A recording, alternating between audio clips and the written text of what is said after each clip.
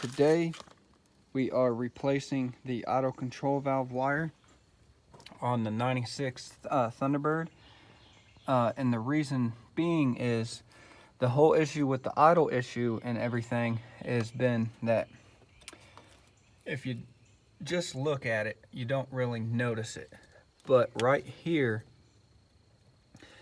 is a broken wire, and literally that's because the aftermarket ones, this wire can't really get on there, so when you put it on, it bends the wire and the wires in here are broke.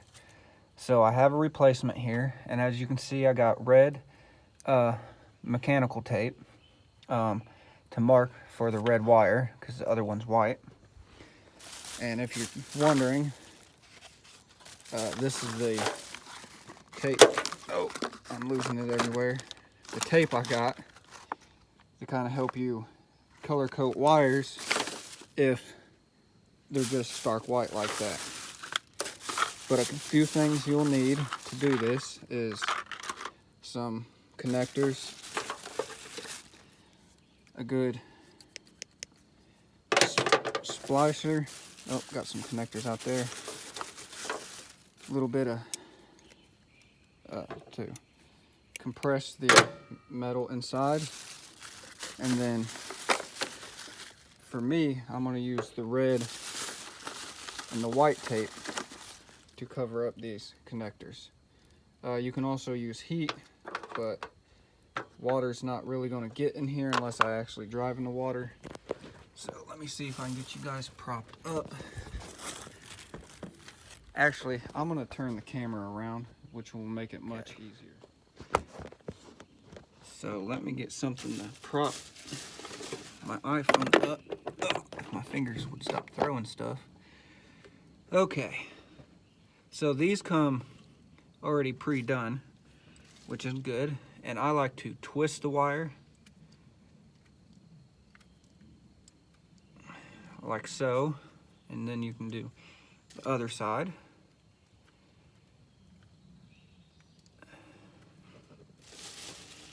Then get you one of your connectors here.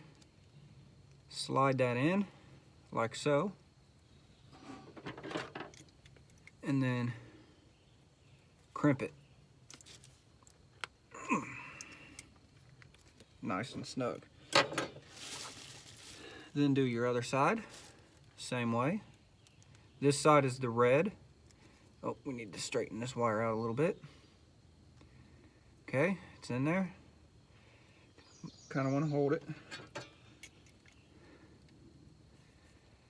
Then crimp. Like so. Now we go to the actual wire itself. We're going to cut just below where it broke. And there's the old wire. And now we're going to pull this part down here, and we're going to trim it off. So 14 gauge wire to trim it on here. So that would be 14 AWG or 1.G mm.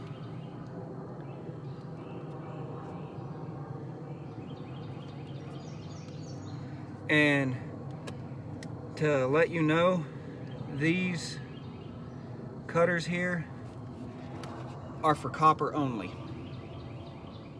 that I have. These are only for copper. Okay, then once you do that, do the same thing I just did. Twist your wires.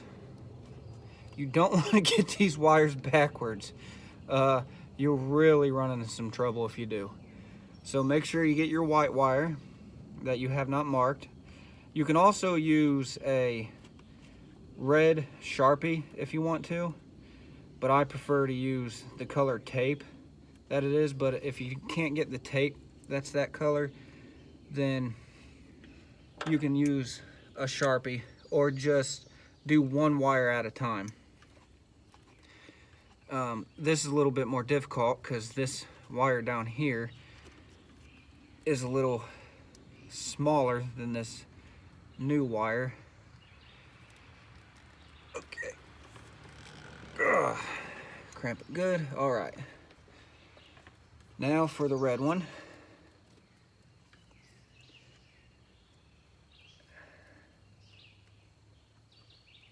All right, the red one went in there. It's holding itself. Now at this point, if you had a heat gun, these end pieces right here, you could heat up and they would swell around it. I don't have a heat gun, so I'm going to use red tape on the red wire. Okay. I'm trying to do this quick because I have an interview with the area manager of the AutoZone in my area. They're wanting to hire me.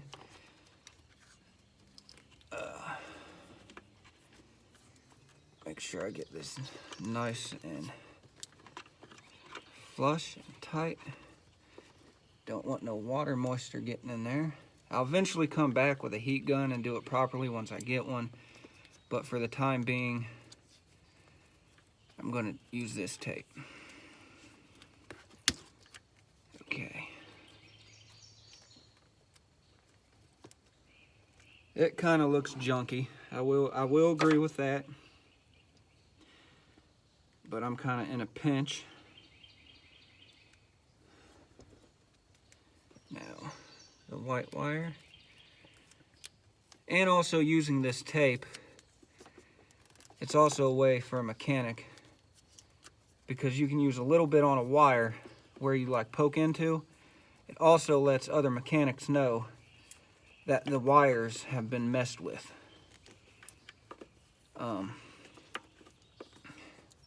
It's also good for color coding. Okay, now I'm going to pull this little protector part up. I'm gonna have to kind of work it in there. Okay, now we got plenty of wire. So now I just need to kind of tuck this wire down here. All right. Flip this back over. I wasn't recording, but there's the completed thing for now, till I get a heat gun in there and get it real good. All right, now just got to get the keys and start it up and see how she runs.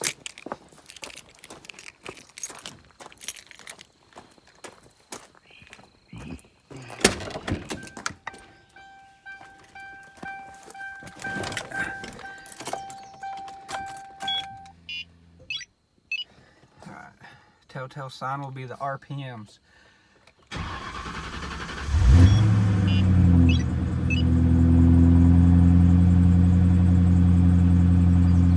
Like normal.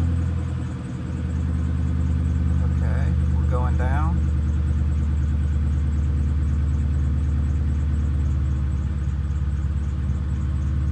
Now will we idle normal?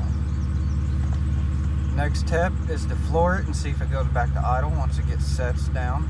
Because most cars automatically idle up. You know, that's to get oil and everything through it. Alright, we're idling at 1, still going down. Okay. Sounds a lot better when I floor it.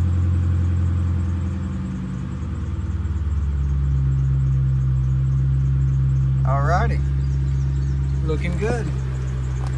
Alright, y'all, just remember, as I always say, if it's broke, fix it. Thanks for watching.